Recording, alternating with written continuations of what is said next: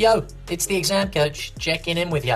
Great question, going to answer it in detail for you now.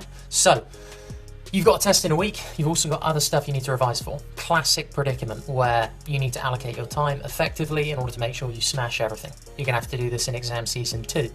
The way you do it is you look at your subjects through 3 lenses. Those lenses are, or ways of looking at it, lenses is just like a fancy name that I've made up trying to look cool. Anyway, the 3 ways of looking at your subjects are what's urgent, what's important, and where are your strengths and weaknesses.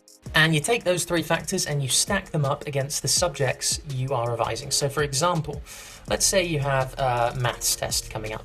You would say, okay, I've got a maths test, let's look at this. How important is it? The way you determine that is it a maths test that's worth like 2% of the term, or is it worth 90% of the term?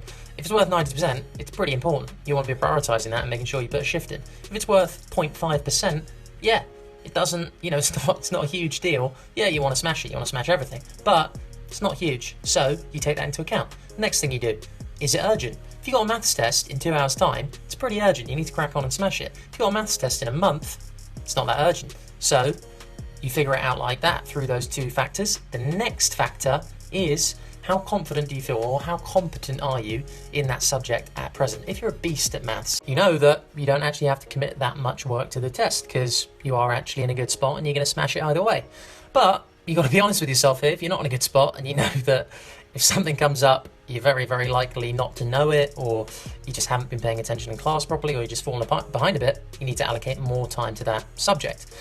So you can see there through those 3 factors, if you pump every subject through those 3 lenses of analysis, you will come out with, right, this subject here has, very, very high importance because a lot of the subjects being tested on in this one test, it's urgent. It's coming in, Monday next week or in a couple of hours' time, and I'm not in a great spot with it. So I know that I need to allocate a large portion of my time to that subject because I'm not in a good spot with it.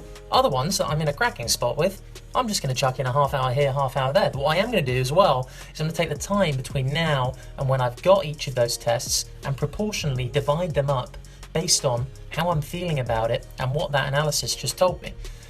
It's a real help, and it will get you using your time more effectively because you'll actually be working on the things you need to be working on rather than the things that you're actually already good at and but it just makes you feel good when you revise and you're like, yeah, I knew that, and I've just proven I knew it. Again, you don't need to be doing that. You need to be looking at stuff that's tough, difficult, you struggle with, you overcome it, you smash it, you push through, and you get good grades. That's how we roll. Anyway, hope you enjoyed that piece of advice, and have a crack at it.